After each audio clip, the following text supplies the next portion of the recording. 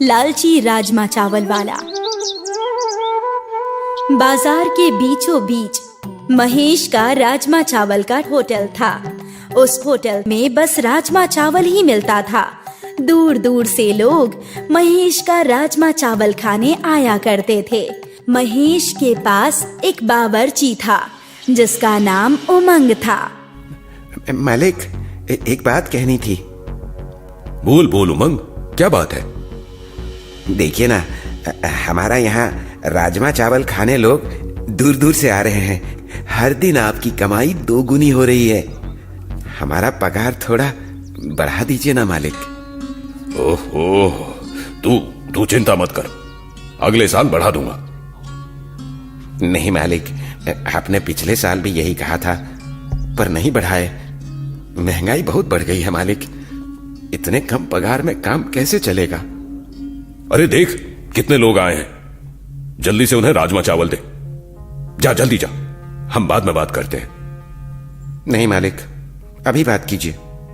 महेश जैसे तैसे करके उमंग को काम पर लगा देता है। महेश अच्छा कमाता था, फिर भी उमंग की तनख्वाह बढ़ाने का नाम ही नहीं ले रहा था। महेश का मानना था कि जब से उसका बेटा हुआ है तब से उसका होटल चलने लगा। शाम हो गई, होटल बंद करने का समय हो गया। उमंग मौका देखकर फिर से तनख्वाह बढ़ाने की बात करने महेश के पास आया। पूरे दिन सोता रहता है होटल में, किस बात के लिए तेरी तनख्वाह बढ़ाऊं बता? मालिक, ऐसा मत बोलिए। पहले इस होटल को कोई जानता भी नहीं था। आज लोगों की लाइन लगी होती है। यहां तक इस होटल को पहुंचाने में मेरा भी हाथ है। ये होटल मेरे बेटे के लक से चल रही है, तूने कुछ नहीं किया है। उमंग अंदर से टूट गया। वो सालों से मेहनत कर रहा था उस होटल की तरक्की के लिए। ठीक है मालिक, अब से आप ही सब कुछ संभालिए होटल में। मैं काम छोड़ रहा हूं। हाँ जा जा, मैं तो यही चाहता हूं। हर महीने 15,000 तुझे देने पड़ते थे, अब वो भी बच जाएंगे। अब तुझे छोड़ के जाना है तो जा, वैसे भी तेरी कोई जरूरत नहीं है मुझे। महेश, आप बहुत ही मतलबी हैं। जा रहा हूं मैं। हाँ जा जा। महेश ने 2000 तनख्वाह पर एक नौसिखिए को काम पर रख लिया। छोटू, राजमा बना क्या? हाँ सेठ, बन गया है राजमा। थोड़ा चख के देखिए। अबे पागल है क्या? इतना तीखा कौन बनाता है? सेठ, मुझे ना तीखा बहुत पसंद है। तीखा कम कर, जल्दी ठीक कर इसे। जी मालिक। कुछ देर में ग्राहक आते हैं। महेश सबको बिठा देता है और फिर छोटू सबको राजमा चावल देता है। राजमा चावल चखते ही, इतना गंदा खाना मैं अपने कुत्ते को भी ना खिलाऊं। छी, ये क्या खा लिया मैंने? पर हुआ क्या है? खुद खा के देखना। महेश राजमा चावल चखता है। मीठा राजमा चावल, छी। छोटू, यहाँ। हाँ सेठ, बोलो। मीठा राजमा चावल कौन बनाता है? मुझे क्या पता, आपने बोला तीखा है, इसलिए मैंने उसमें चीनी डाल दी। मुझे राजमा बनाना आता ही नहीं है। क्या? तूने पहले क्यों नहीं बोला? तुझे राजमा नहीं बनाने आता है? आपने पूछा ही नहीं ना मालिक। ठीक है, अब से मैं राजमा चावल बनाऊंगा। तू बस देखना, आज तो बहुत गड़बड़ हो गई। कल से मुझे ध्यान देना होगा। अगले दिन लोग आए, पर उन्हें राजमा चावल कुछ खास पसंद नहीं आया। अब से मैं यहाँ राजमा चावल खाने कभी नहीं आऊंगा। क्यों क्यों, क्या हो गया? पहले जैसा स्वाद नहीं रहा। उमंग को बनाने बोलो राजमा चावल। हर कोई उमंग की तारीफ करता जा रहा है। हरामखोर, न जाने क्या जादू कर दिया उसने ग्राहकों पे। अब उसकी तरह राजमा चावल कैसे बनाऊं? महेश की राजमा चावल अब कोई खाने नहीं आता था। कुछ ही दिनों में पूरा धंधा ठप हो गया। आज भी कोई नहीं आया, कुछ तो करना होगा। आज अच्छा राजमा चावल बनाने की कोशिश करता हूं। धनिया पाउडर तो खत्म हो गया, छोटे, जा जल्दी से धनिया पाउडर ले आ। छोटू पैसे लेकर धनिया पाउडर लाने गया और कुछ देर बाद वो धनिया पाउडर लेकर आया। महेश ने धनिया पाउडर ऊपर से डाल दिया, जिससे राजमे में अच्छी खुशबू आने लगी। वाह, क्या खुशबू है। ग्राहक राजमा चावल खाते ही खुश हो गया। वो ग्राहक अकेले 3 प्लेट राजमा चावल खा गया। वाह वाह, मजा आ गया। ऐसे स्वादिष्ट राजमा चावल कभी नहीं खाए। अरे मतलब बहुत मजा आ गया।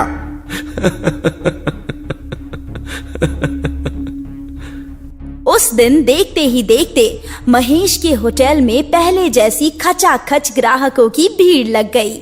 महेश बहुत खुश था। आज ऐसा क्या जादू कर दिया राजमा में मैंने, जो ग्राहक खाते ही जा रहे थे सब कुछ खत्म हो गया। ऐसा तो पहले कभी नहीं हुआ। सेठ जी, लगता है आपको अच्छे से राजमा बनाना आ गया है। कल भी ऐसा ही राजमा बनाना, वरना ग्राहक पहले जैसी गालियां देकर जाएंगे। शुभ शुभ बोल।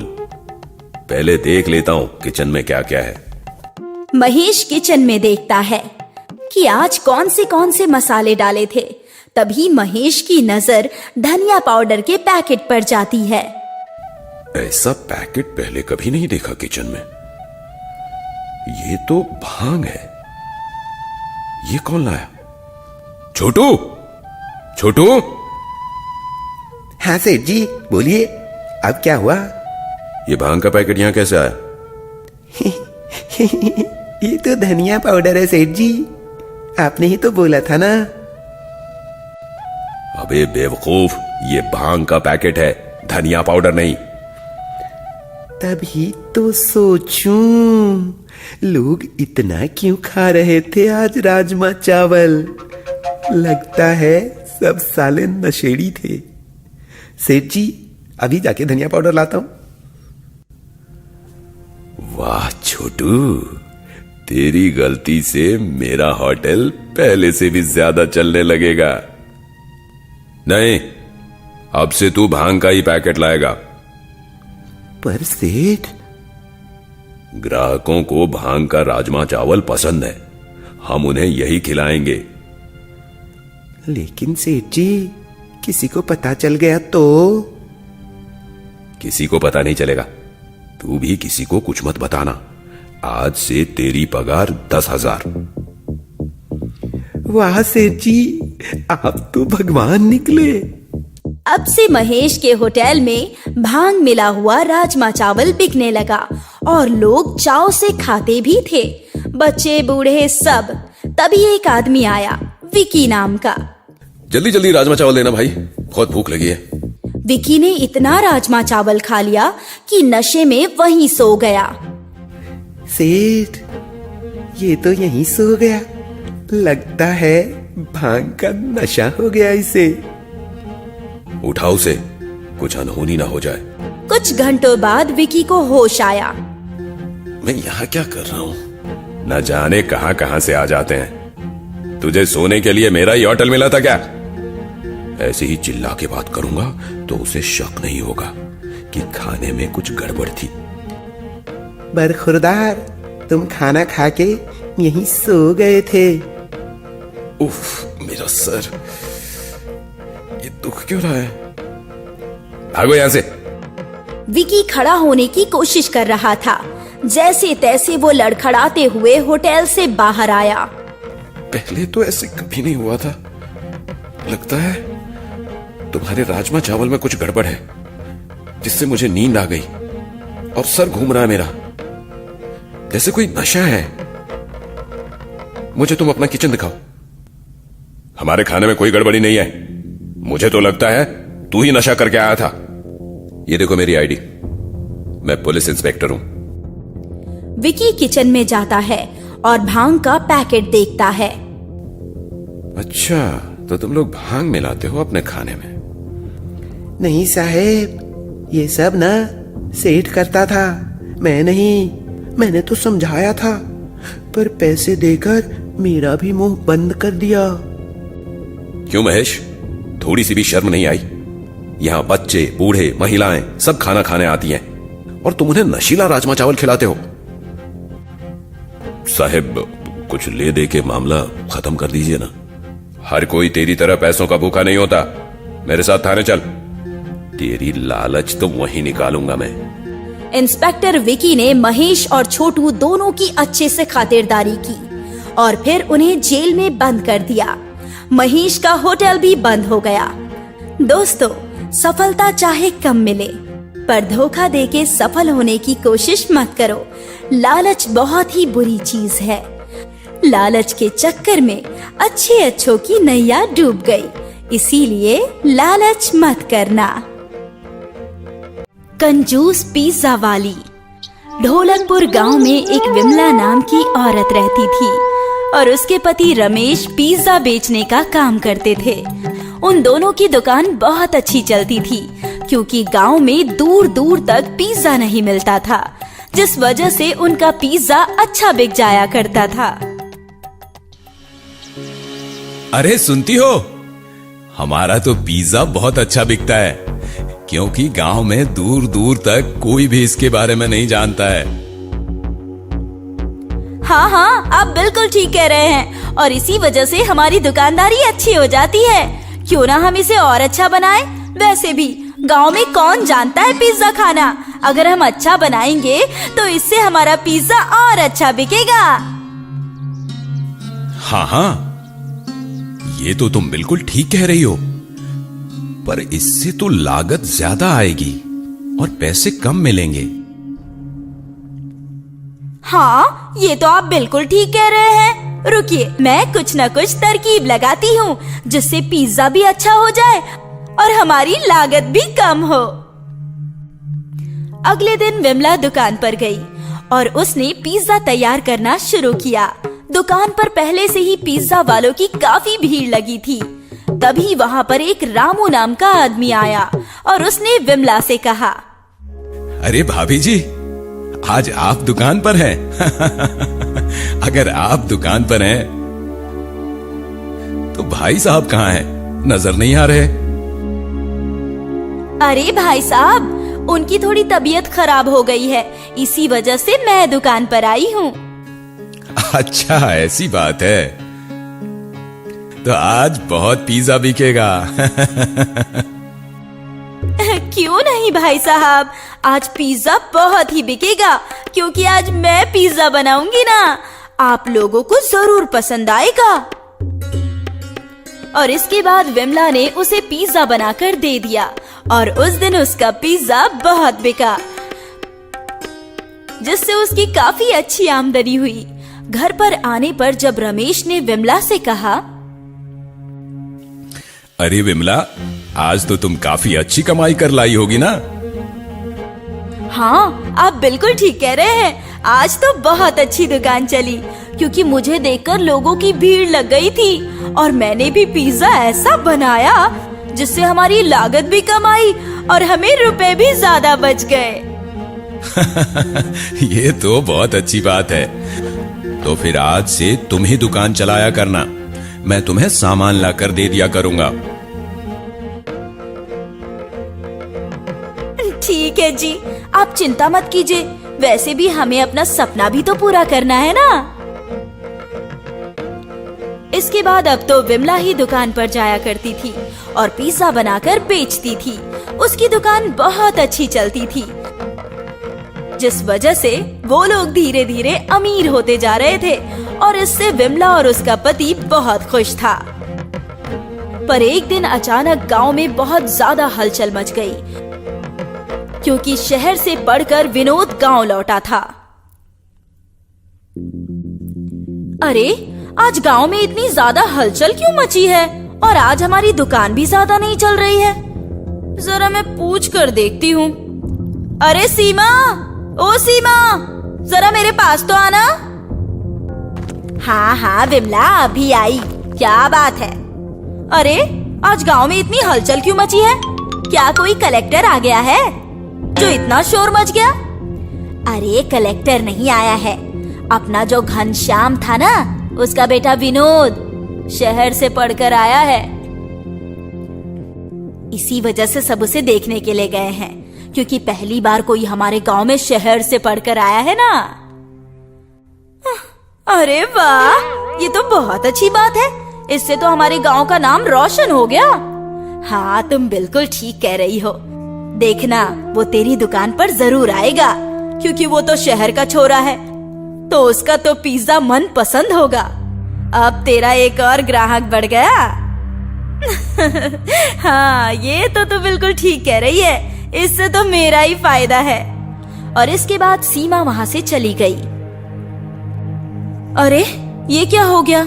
गांव में एक शहर का लड़का आ गया है।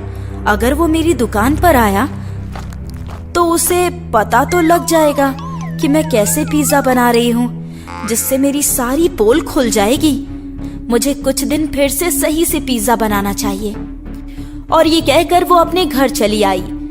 उस दिन उसने दुकान जल्दी बंद कर दी, जिस वजह से रमेश को भी हैरानी हुई। अरे क्या हुआ?